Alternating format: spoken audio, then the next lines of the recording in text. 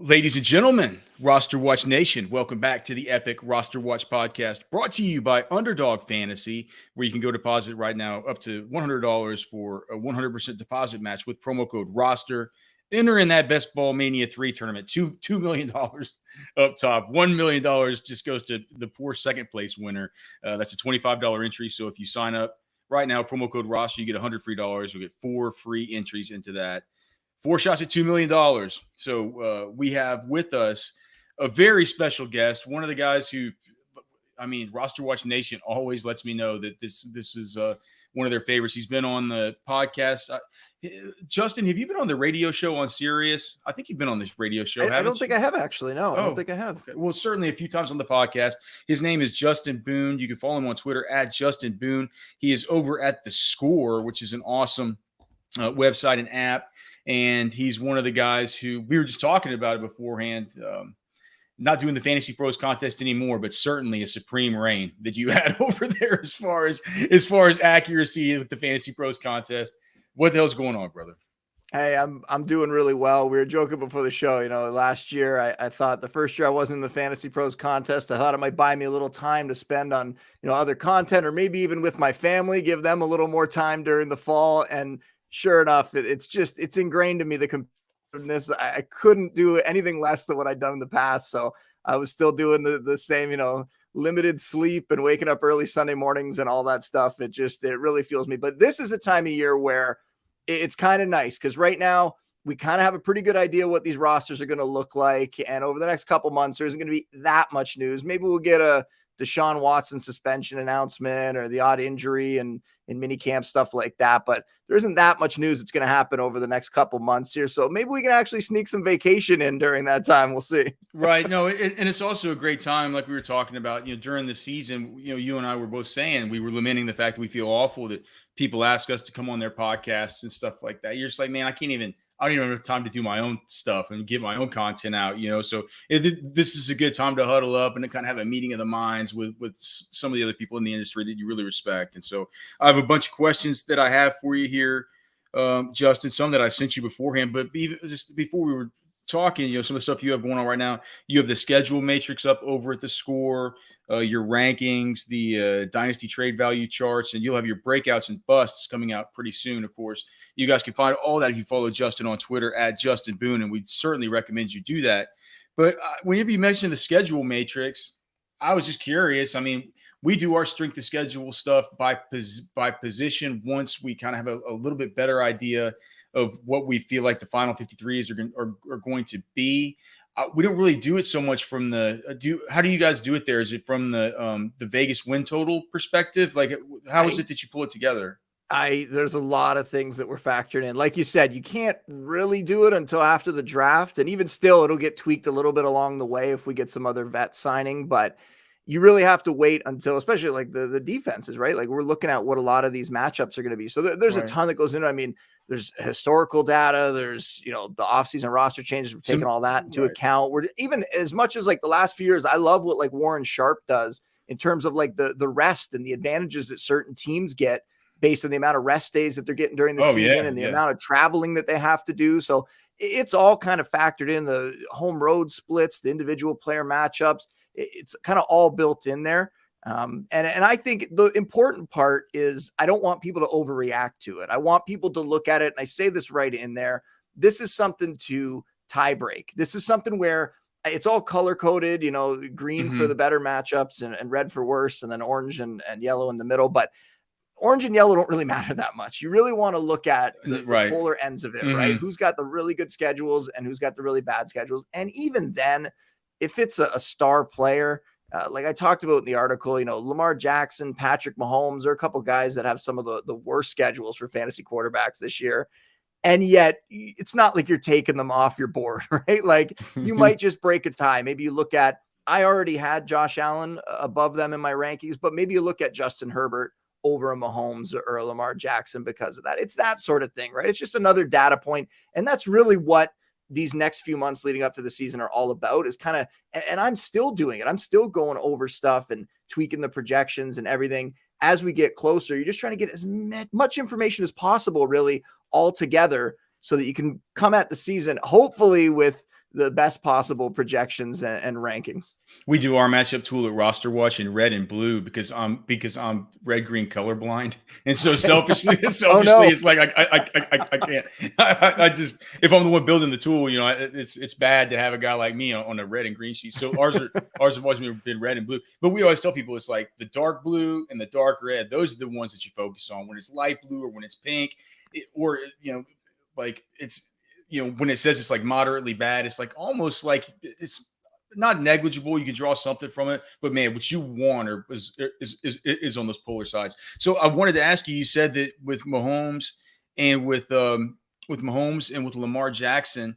And before I ask you about some of these guys that have good schedules, I'd like to just ask you about a Superflex dynasty, Superflex IDP dynasty draft that my business partner Byron was in yesterday, and he and I got into a text conversation with his second round.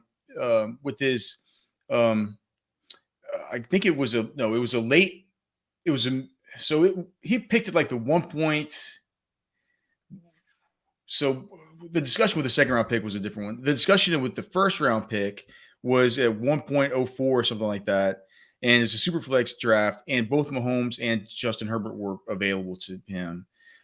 In Dynasty, it felt pretty tough because, you know, Mahomes has 2.5 years on Herbert, but we ended up going with our dynasty rankings, and he ended up taking Patrick Mahomes there just because, boy, it just feels like you get a young, probably a guy with an Aaron Rodgers level arm talent, regardless of what happens for the next 10, 12 years.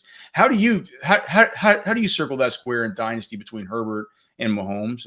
I know this wasn't a question that I sent you, but it was just right on the front of my mind because we had this long text thread yesterday about him making that decision. That's one where I laugh, and I've said this recently. I laugh at some of like the arguments that happen on Twitter, especially with Dynasty. I love Dynasty. Like it's my favorite format now.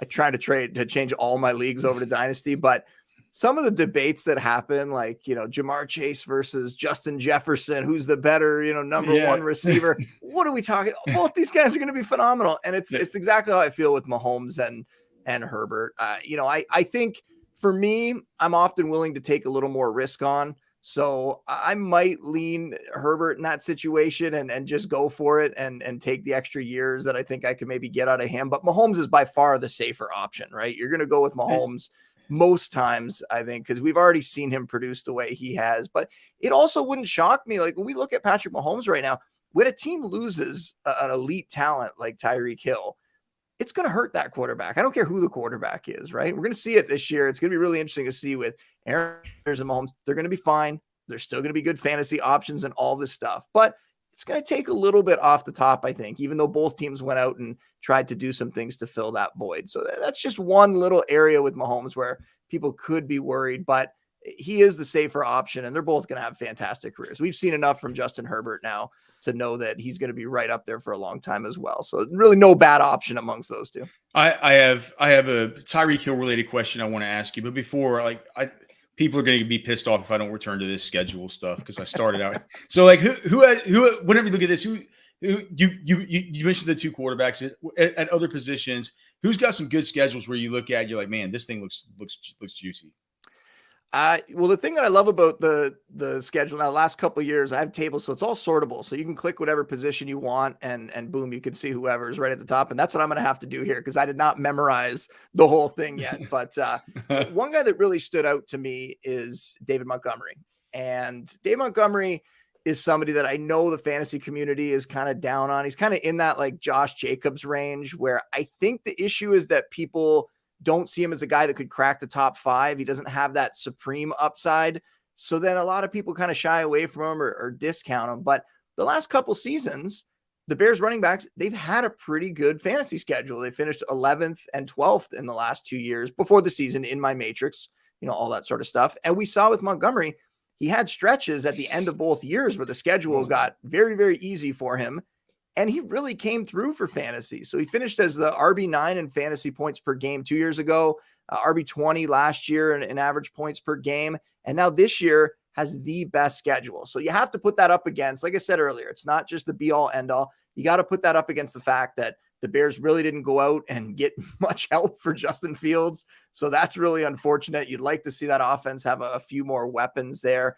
But we're looking at this situation where Montgomery is going to have a really good schedule, and he's going to get fed a ton of volume. I'm really confident about that. So he's somebody that, even if he could only give you high-end RB2 numbers, even if he maxes out there, he's still a guy that I'm willing to take as my second back. So he's somebody that I really like. Some teams that like across the board have great schedules. The Broncos are the only team that at every position finished in the top 8 for me in that matrix. So really every position. Yeah. Not that you needed, more reason to invest in the Broncos offense now that Russell Wilson's there. But this is a situation like last year with Matt Stafford, where I was kind of screaming from the rooftops that everybody knows this is going to improve the Rams offense. But does everyone realize how much this is going to improve the Rams offense? Right. That's what's going to happen here with the Broncos, right? They're going from subpar quarterback play to now potentially elite quarterback play, and they already have all those skill position players there. So this is just yet another reason to pile on to make sure that, maybe you got to pay up a little more. Maybe you jump around ahead of their ADP to get some of these guys like Cortland Sutton and even somebody like Tim Patrick. I know ever since Russell Wilson got there, when he's been asked about the receiving core, he has constantly mentioned Tim Patrick. And anybody that listens to my show, that follows my stuff, they know that I am like the Tim Patrick truther. I wrote my waiver article. I think it was like both of the last 2 seasons where I'm just constantly mentioning Tim Patrick as a guy to pick up because he kept putting up like wide receiver 3 fantasy numbers most weeks. And people were just leaving him out there on the waiver wire. So anyway, that one's kind of obvious, the Broncos, but it's just another reason to kind of invest there. So that's one. And I think really quarterback and running back are probably the 2 spots where I use it the most in terms of what I'm doing. I mean, receiver, it's not the exact same as quarterback, but it correlates pretty closely. Mm-hmm. And then tight end's always kind of a crapshoot, right? Like tight end, so much of it outside of those elite guys, so much of it just comes down to who puts up a big touchdown total that year. And so it's a little bit tougher. I mean, I know Austin Hooper was a guy that finished at the top there for tight ends in the matrix. Some of the sleeper guys like Evan Ingram with the Jags now, Dalton Schultz gets really helped out. He's 5th there. Albert Boone, so he's 6th. So a bunch of those guys that are kind of in the lower range, that tight end 2 kind of range, that this is sort of a reason we could look at that and go, you know what, maybe that's why I place my chip on them in the final round or in one of those late rounds, go out and get them as opposed to spending up on tight ends. If you're not getting one of the elite guys, spending up on tight ends normally is a mistake. We have Ben Albright, who's a great friend of ours on the show all the time, and he covers the Denver Broncos. And no matter what you think of Ben on Twitter, where he can be I always make fun of him. He could be a polarizing guy on Twitter, but he's plugged in, like he's inside the building there. And I was asking him for fantasy, what do you think about Russell Wilson? Which guy would you target in fantasy between Judy, Sutton, all the I didn't even mention Tim Patrick. He's like, well, what about Tim Patrick? And I was like, well, you can get him at the end for like a lot cheaper than these other 2 guys. He's like, well, they're all the same. So if you can get him cheapest, just go get him. He literally says he sees no difference in the amount of volume these dudes are going to get, which is, to me, I was like, it's one of those mind blown gift kind of things. It could be a slip of the tongue for Russ, but one of the very first interviews he gave after the trade, he didn't even mention Jerry Jeudy. And Jerry Jeudy, obviously, maybe some legal stuff off the field. We'll see what happens with that if he gets a small suspension or something. But he didn't even mention Jerry Jeudy in that interview. He just talked about throwing the ball up to Cortland Sutton and Tim Patrick. And that was eye-opening for, I was like, okay, so he is well aware of who Tim Patrick is. Yeah, this could be exciting. So that's a guy that, like you said, you can go out and redraft, get him in the last round probably. Oh, yeah. Or a guy that you can get very, very cheap in Dynasty and maybe could give you some decent production. What you mentioned earlier about David Montgomery, what do you think of, because he's going right around the same time as in the early best ball stuff, he's going right around the same time as J.K. Dobbins. Are you in on J.K. Dobbins this year? Is he just destined to be a committee back with how they've talked about this? And I mean, I asked what's it, Delacosta at the combine. I was just, these guys say that they want Justice. They're talking about they want Justice Hill to play. Gus Edwards is going to play. Now they bring in like Mike Davis and stuff. Like, what do you think about J.K. Dobbins and how do you just juxtapose him sort of in that tier where sometimes he's going ahead of David Montgomery? I would take Montgomery just because I think the guaranteed volume is there. And we've seen Montgomery do it. Like I said, I gave the stats before, right? Like he can give you the low end RB1, high end RB2 kind of numbers. But the problem with Dobbins, it starts with the injuries, right? Coming back from the torn ACL. And yes, Gus Edwards also coming back from the torn ACL. But if we're talking about, is he going to get a big workload? First of all, they weren't giving him the big workload when he was healthy.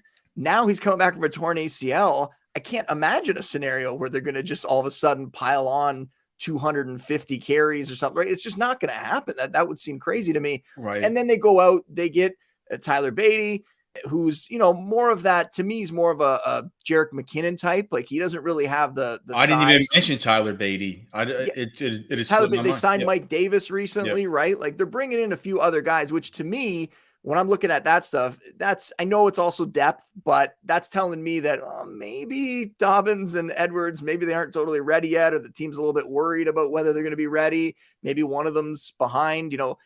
Dobbins is somebody that is the higher end talent, so he's going to get more opportunity. If Gus Edwards is slow coming back, do they just cut Gus Edwards and go with, a Mike Davis and Tyler Beatty situation there?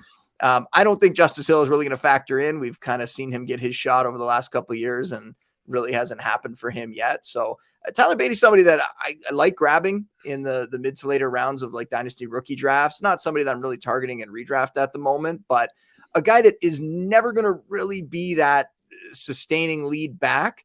But like I mentioned, Jerick McKinnon type guy where he could be that lead back for a short stretch, right? If early in the season, let's say Dobbins isn't ready, Edwards isn't ready, I could see Tyler Beatty come out, somebody who can be a great pass catching weapon if the Ravens ever decide to throw to the running backs, which every year they say they want to, and they never do. So it probably won't happen, but he can. Why else draft Beatty though? I mean, 18% market, I believe 18% market share of his team's receptions last year in the SEC. Like, I mean, that's. And are we sure that a guy like Mike Davis is even going to make the team? Like he's a veteran back who's been around for a while, but he just got cut by a Falcons team that they need all the help they could get at running back right now. They don't have much on their roster, and they were more than willing to let him go. So who knows if he has anything left in the tank. So we'll see what happens there. But no, I don't really envision a scenario, even if he is completely healthy, unless everybody else in that backfield is hurt and he ends up coming back and he's 100%. I don't see a scenario where we're going to see Dobbins get that kind of massive workload that he would need to get up into the top 15. For him to do it, it's going to have to be just like Mark Ingram did a few years ago, where he puts up a huge touchdown total, right? That's the way for him to kind of crack the top 15 or so in fantasy. The guy that was in that sort of same tier, after you get past like the players that people love to take in the first two rounds, like past and it feels like James Conner has sort of crept up into that area, but you get past some of these guys, maybe the Aaron Jones is picking up steam. Saquon Barkley had fallen a little bit. He's kind of back in that area. Once you get past those guys, like you get to like the guys that people take when they go wide receiver early, right? Like the David Montgomerys, the J.K. Dobbinses. I think ETN is in that category. Antonio Gibson is falling, but he's kind of in that category. Jacobs, ETN. But one guy that was in that category was Elijah Mitchell, and now he's just completely he's slipped. He's fallen completely off the radar. Do you think that Elijah Mitchell what are the chances that he's the future there? Why is he slipping so much in these drafts where you could take him now in like the 6th and 7th round? I think people just look at the Shanahan backfields and they see this kind of revolving door that's been there. And especially with guys that kind of profile like Mitchell, right? And not that he had a great season last year, so we can kind of throw draft capital at the window at this point. Like he proved himself last season, but he also got hurt and missed a bunch of games last year. And then we heard after the season that he has this cleanup procedure on his knee. And that's a knee surgery. It's a cleanup procedure. We want to downplay it. He had to have surgery after the season on the knee. So we got to see him come back from that. But we've also seen in recent years, whether it was Matt Breida, whether it was Raheem Mostert, these guys that are a little undersized, but super quick, come in, they excel in that offense, but they just can't hold up.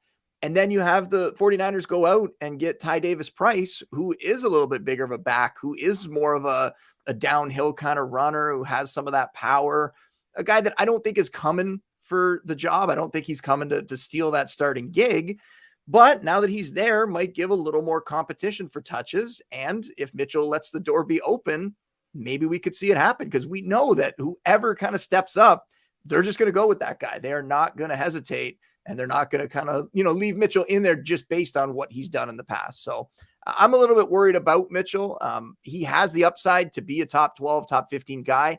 I wish that he was a little more involved in the receiving game. He doesn't really put up huge numbers there, so that kind of hurts him a little bit. But in this offense, if he is healthy, if he is the number one guy, he would belong in the top 15 of my rankings for sure. But right now, because of some of this uncertainty, that's why I bumped him back. And if we're talking long-term, I wouldn't place a bet on him being the long-term guy. I think like these other guys, we'll see him be there for a couple seasons, 2-3 years, and then maybe they'll find someone else. Maybe for 2023, but if he falls too much farther for 2023 alone, he could become a value because it's just, listen, that's like you just said. I mean, that's great because in one of the Fantasy Cares eliminators, sorry to cut you off there, one of the Fantasy Cares eliminators that I'm in, he fell to the 6th round. The settings, the scoring on those, I don't know how many people are in those, but the scoring settings on those are just wild, right? Like you're taking defenses early and it really kind of changes things up. So that pushes him down a little bit, but he got to a range where I think I got him as RB 22, 23, something like that. And that was a spot where, I'm more than happy to take him in that range based on the upside that he could give you, right? So whenever, that's another thing to always remind people, and most fantasy managers know this, but there's always a range where you're willing to take somebody, right? They fall around 2 rounds, all of a sudden they start looking a lot better than the options around. All that bad stuff that I just said, it doesn't count anymore, right? Once they're up against, some of the guys that are going a few rounds later, then they look a lot shinier. Yeah. Well, so Mike McDaniel, of course, goes from San Francisco, where Elijah Mitchell is going to be playing, goes to Miami. Now they've just had this infusion of running backs. Are you interested in any of these guys? I mean, like you said, there's always a point in which you can become interested. Like, what is between all of them? To me, it's kind of been Chase Edmonds, who I've kind of had my eyes on. But boy, when you look at the depth chart, they got like 4 of these dudes, and it becomes a real worry for me that it could be it's a guy coming from a Shanahan background, and we know how the Shanahanigans can go with the running backs. Yeah, the thing with the Shanahan backfields, though, is I always tell people you want pieces of that backfield, even if, you want maybe the cheapest option, if that's how you want to get in there, but you want to have those players because almost every year we see, whether it's a full season like Mitchell coming on and having a pretty good year, even though he missed some time, or a few games where a guy steps in there and gives you like 3 games of Jeff Wilson here and there. Exactly. Right. Yeah, so you want those guys on your bench just in case it happens. And we'll see. Miami's not quite there yet. We're not going to just automatically go, well, that's a full Shanahan system, but they're going to be in that same mold. And then we'll see if, the offensive line and everything can help them get where they need to go. But when we're looking at that backfield, I'm willing to take shots on those guys. Now, the fact they brought in Sony Michel makes me a little worried about Raheem Mostert. He's coming back from that knee cartilage issue. Does the team, are they upset about where he's at right now? Maybe they don't feel that good about it, and that's why they brought Sony Michel in. Maybe they just know what we know, that Raheem Mostert's not going to be healthy for long. Even if he starts the season, it sucks to say because Mostert's had some really big games, really exciting player, explosive guy to watch out there. But let's face it, he is not going to stay healthy for the full season. So you need that other option. And I think Chase Edmonds, Sony Michel backfield with all those weapons they have in the passing game there, it's kind of interesting to me. I'm more than willing to take those guys in that round 7 to round 9 kind of range. I'll totally grab them there, and I'll grab either of them. I agree with you that I think Chase Edmonds would be the better option. He has more of the pass catching profile, but we saw Sony Michel, if he gets the volume, whether it was with the Rams, even a couple of those years with the Patriots where, he didn't quite crack 1,000 yards. People weren't that excited. He was still putting up like 900 rushing yards a season. Like, he can produce in the right situation. So I kind of like both those guys in that range. If that's the build you're going with, where you want to attack running back in that area. We know JJ Zacharyson, a lot of us knew this for a long time, but JJ Zacharyson did some really great work the last couple of years looking at, attacking these uncertain backfields kind of in that range of the draft, and that you pick the guy, you place a chip on all of them, or you pick the guy you like. And that a lot of the times these league winning type guys come out of these uncertain backfields where everybody's going in that range. And if you happen to get the right guy, boom, you got this huge producer on your team. So I'm more than willing to do it in that offense, because I think that Dolphins offense is going to be much, much better this year. Well, so who do you think had so let's say on the Dolphins, so Tua, clearly they got a lot better. I mean, they got help with the wide receivers. They got help with the running backs. They've done some things with the offensive line. Who do you think has a better like system, just overall upgrade for this next year of two guys that people are hoping are going to break out between Tua Tagovailoa and Daniel Jones for the Giants. Whereas Jones, maybe not so much from a personnel standpoint, but he does get Kenny Golladay back healthy. Who knows what's going to happen with Kadarius? But I mean, if that guy can come in healthy, they got the offensive line stuff, but most importantly, Brian Daboll coming in and just what he was able to do with a very similar. I mean, I don't need to tell you about what he was able to do with Josh Allen and how they're similar. I know that you're a Buffalo Bills fan from up there, and then the Niagara Falls area. So, I mean, what do you think? Who got the bigger upgrade as far as their overall surrounding situation between Tua and Daniel Jones? I think you did a good job hitting on the general points there. It's got to be Tua for me. I mean, Daniel Jones, he's a guy that in 2 quarterback super flex leagues, I think he could be a bit of a sleeper in there. I think maybe he's somebody in dynasty leagues, even if you're looking for a real cheap option, if you need that second quarterback and you want to go out and get somebody and not have to pay up for them, he's a guy that I would roll the dice on for sure. Let's see if Daboll can really boost him up. But between these two, it's got to be Tua. I mean, like you said, you look at the options in New York are good. He's got good weapons. The Dolphins just went out and got an elite weapon in Tyreek Hill to add to Jalen Waddle, who might end up being elite himself. The guy looks like a star. He broke out last season. I'm not a big Mike Gesicki guy. It's mostly a fantasy issue that I have with him. I don't think he's really consistent, but he's a really good pass catching tight end. I think they upgraded even the number 3 receiver spot, going out and getting a guy like Cedric Wilson. That helps. The running backs that we just talked about, the offensive line, Teron Armstead coming in there like that. That's a huge addition if he can stay healthy. The system, they're also getting the upgrade there. And then you look at Tua, and I mentioned a bunch of these guys. We're talking about the David Montgomerys and Josh Jacobs and these guys that the fantasy community always seems to kind of put down. A little bit wishy-washy, right? Tua might be like the poster boy for this now. Oh, yeah. This highlight comes out last week, and it blew my mind that this highlight comes out where he's wearing this bucket hat. He underthrows a pass, and everyone just attacks him. And it's been like that from the get-go. The guy overcame a potentially career-ending injury at the end of his college career. Probably shouldn't have played as a rookie. And comes out, they kind of pushed him out there mid-season. I don't really know why they did that. Maybe they just wanted to get things started and they thought he needed the experience, but wasn't great in that rookie season.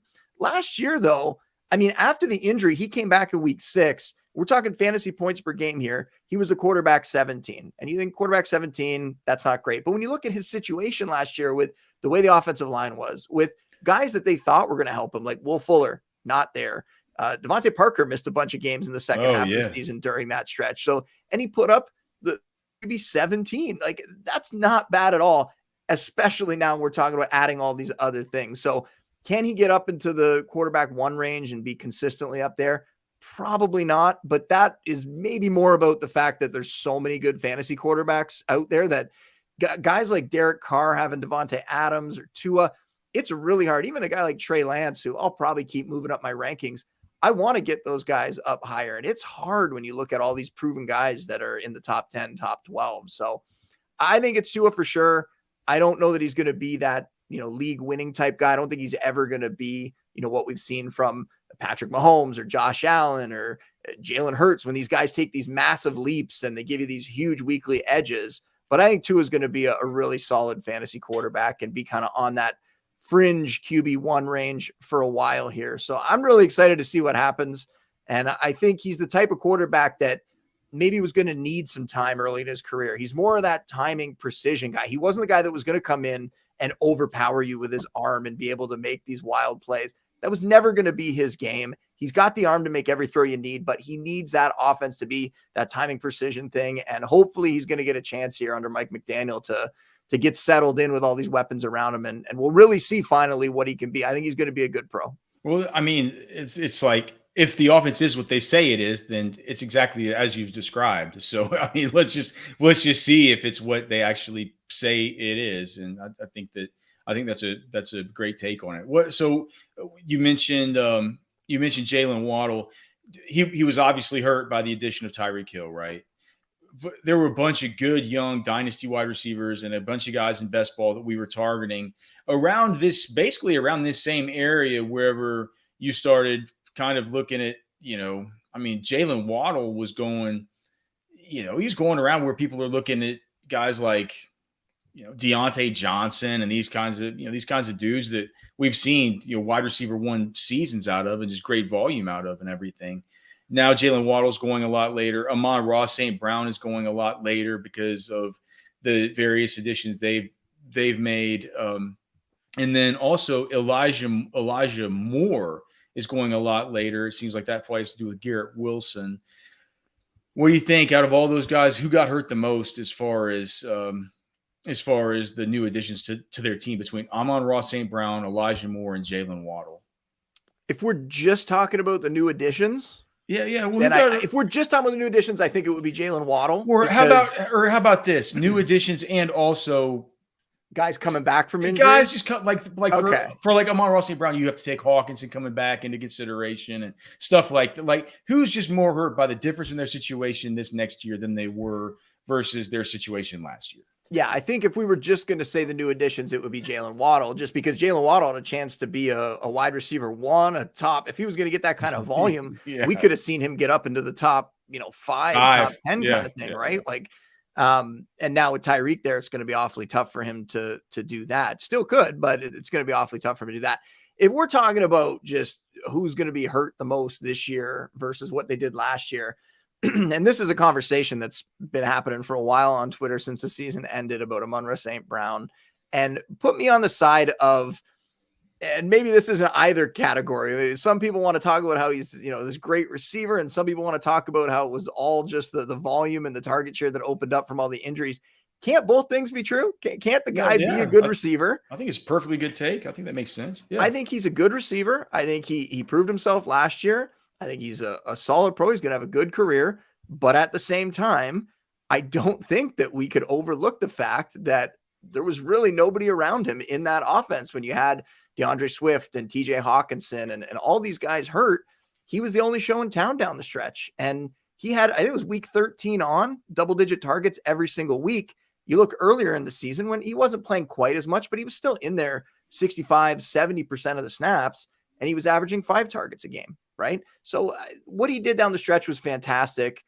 I don't think it's going to continue, though. And you look at those two guys that I just mentioned coming back and getting involved.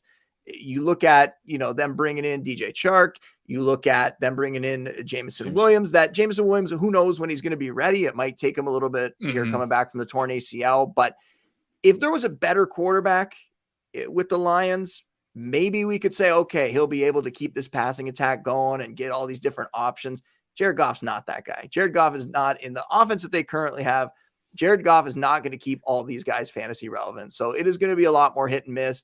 There are going to be more games like Amon-Ra St. Brown had early in the season where his targets go way, way down and the floor is going to be much lower than it was. And then there will be some games where he gets double-digit targets and plays well. So I just think you have to bake that in. And for me, that makes him more of a wide receiver 3 this year.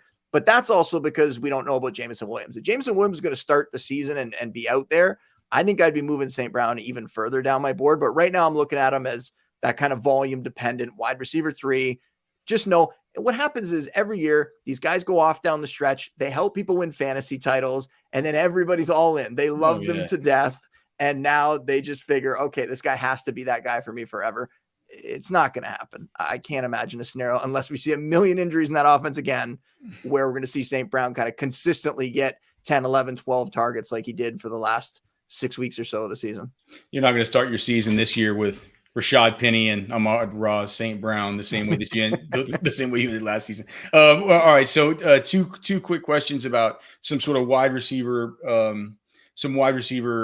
dichotomies here. Guys going around the same time as one another. I just want to get your take on what about Devontae Adams at the 1-2 turn. Devontae Adams, CeeDee Lamb. I have trouble with this one just because of there's a lot to take into account for each guy's changing situation.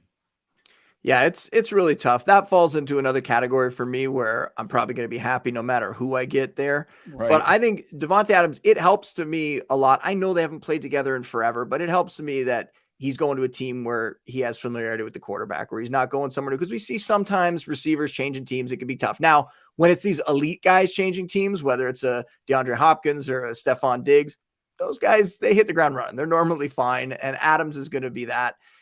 Will he see the same kind of all-out volume that he saw with Green Bay? No, but that's why he's not my number one ranked receiver anymore, and he's fallen down to kind of that 4 or 5 range. So that's where he's at for me. CeeDee Lamb still has to prove it. I think he's an unbelievable talent. The year he came out, he was my top ranked receiver prospect.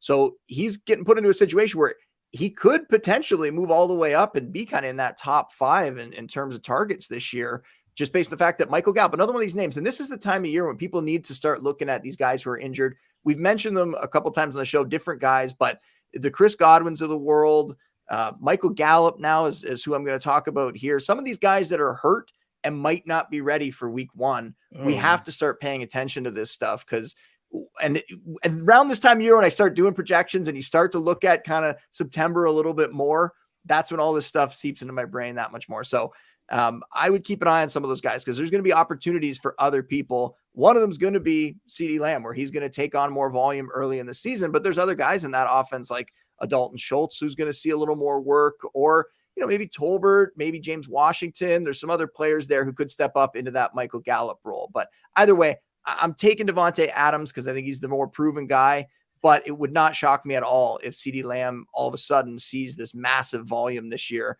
and that boosts him way up. But I still think you got to go with Devontae based on the proven track record and the fact that I think that Raiders offense with Josh McDaniels is going to be pretty good. And I think Carr is a decent quarterback. It's not like, he's going to a team with, I don't want to know shots fired at anybody, but a Marcus Mariota or a Drew Lock or something like that, where we're going to downgrade him because of that. Carr is going to be just fine for him, and he's going to see plenty of volume. And it hurts some of the other guys there, like, Darren Waller and Hunter Renfrow, who were kind of living off that volume there. Talented players, but really getting boosted up in fantasy based on the volume. I think those are the guys that are going to be hurt more. And then what about, here's another one. Mike Williams is getting steam. I guess rightfully so. I mean, if you look at the I can't believe that, both Mike was looking at it earlier, just getting ready for the show, but I believe Mike Williams and Keenan Allen were both like top 10 in targets last year, which to me was just wild to see. It goes to show that people shouldn't be taking Josh Palmer in the 13th round of these drafts. He's never going to get the volume. But can you make a case for Mike Williams over Terry McLaurin? Because here's my thing about it. Terry McLaurin's really awesome, and I understand that people in Dynasty are kind of down on him because he's always been older and he's always been lately he's been a guy that's been a little bit disgruntled with his contract and stuff like that. And this is the time of year wherever us Dynasty sickos, our takes start transitioning into best ball, and you get a little bit of bleed over into best ball and redraft from just these weird cockamamie Dynasty ideas that we have. But Terry McLaurin's good, and I understand that people don't like Carson Wentz. But the one thing that I've noticed about Carson Wentz is, like, if he finds a Zach Ertz, or if he finds a Michael Pittman, or if he finds maybe a Terry McLaurin, that he, like, sometimes he latches onto these dudes and he really peppers them with volume. I can't imagine him not latching onto McLaurin. I mean, that's just my take. How do you see this? And then what about Mike Williams versus McLaurin?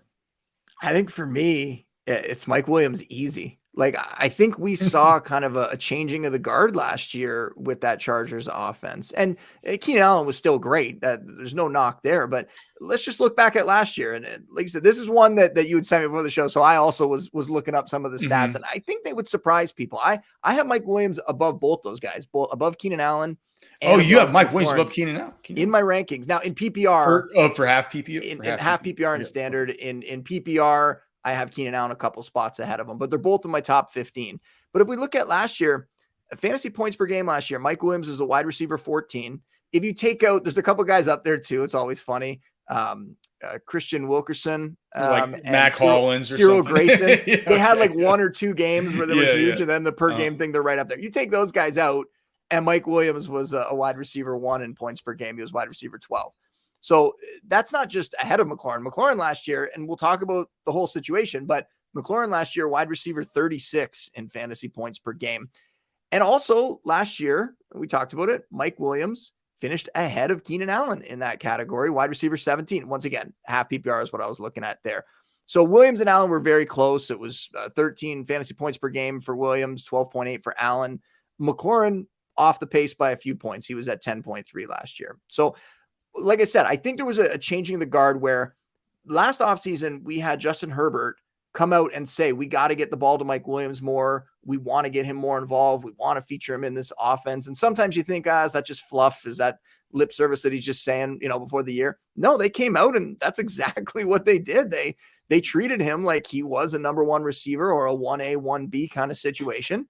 And Williams delivered in there and, has the much better quarterback. I don't think there's any argument that, Justin Herbert is just light years ahead of Carson Wentz.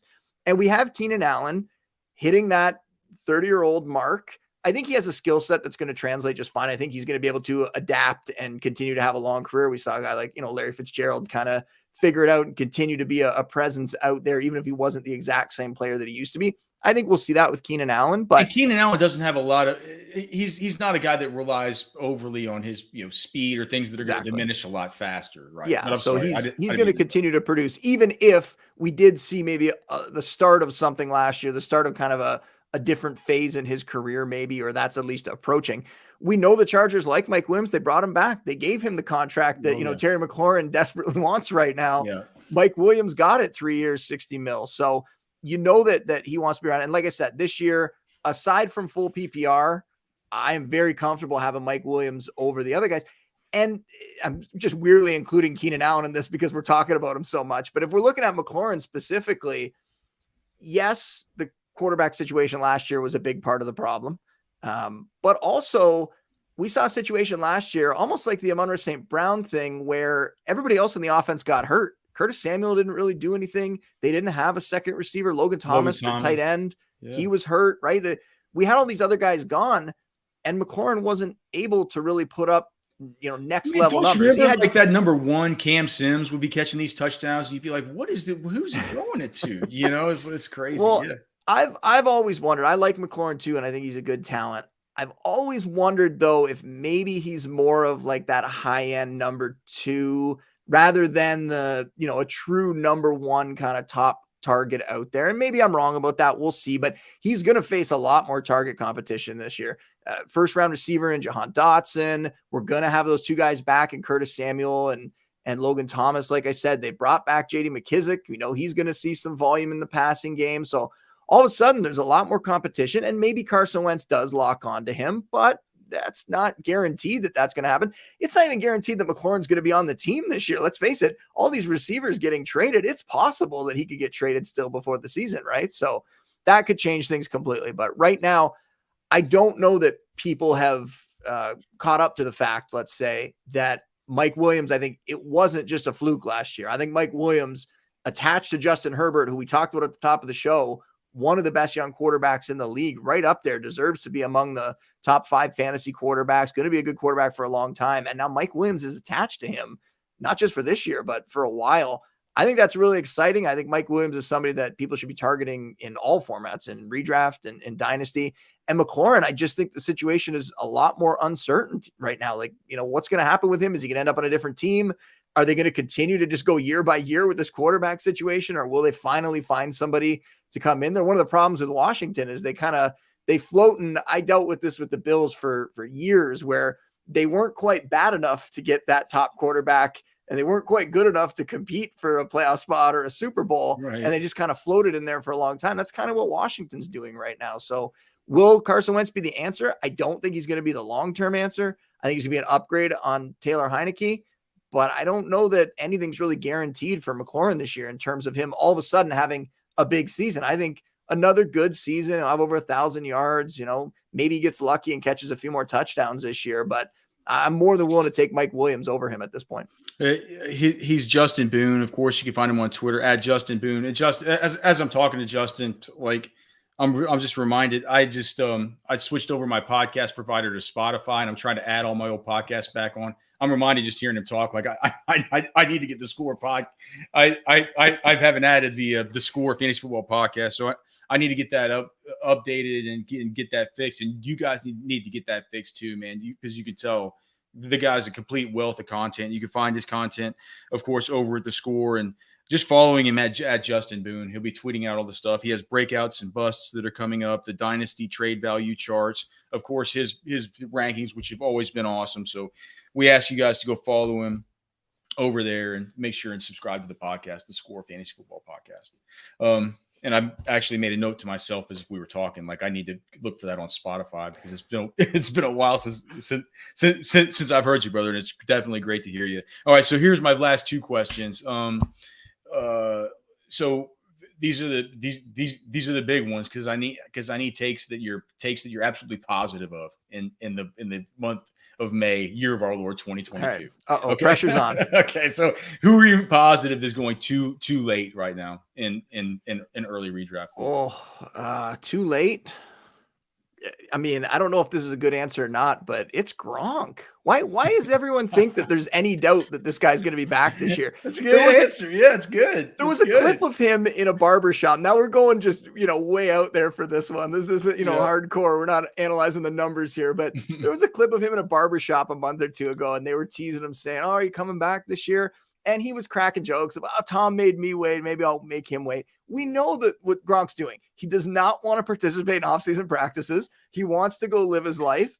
And then he's going to show up for training camp. And he's one of the few guys that can probably pull this off every year where he can just he's so gifted that he can show up for training camp without having that offseason. He already has the history with Brady. The chemistry's there. He's going to come back. And last year in fantasy points per game, people, they think, well, Gronk used to be, the number one overall guy putting up 17 touchdowns some seasons, right? Mm-hmm. No, he's not that guy anymore. Sure. But he was third last year among tight ends in fantasy points per game in half PPR, right? He was just behind Andrews and Kelsey. They're kind of in their own tier above everybody else. It would not shock me if Gronk ends up right there kind of behind them in the next tier.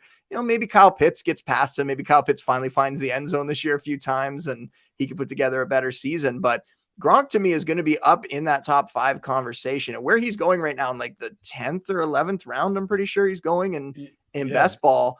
I'm more than willing to take him over some of the tight ends that are higher up the board. Like we talked about, spending that kind of mid-round pick on a tight end can be pretty dangerous. Often doesn't work out. You don't see the value for it. Just wait for a Gronk or somebody like that. There's a lot of those late tight ends. I mentioned a couple earlier when we were talking about the schedule matrix. I mean, Cole Kmet's another one that I think is going to have a really good year, but Gronk is the one. If you need me to pick somebody, Gronk is the one that with Chris Godwin potentially, limited or not available early in the year as he's coming back from injury, Gronk will be back. You're getting the discount because people are scared he's going to retire.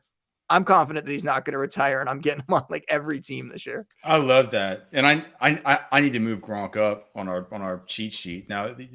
Right here live on the pod, Justin Boone just talked me into it because it's true. I mean, we always take a conservative kind of a wait and see approach. He's not back with the team yet, but it's like, what are you really missing out on with an 11th round pick? I mean, like, what are you risking? You're literally foregoing the opportunity to take like Devontae Parker in his new spot in New England, or I mean, just at like something at another position where you just like, I mean, guys, you're just not even gonna, like taking a chance on like Ronald Jones or Isaiah Spiller or something.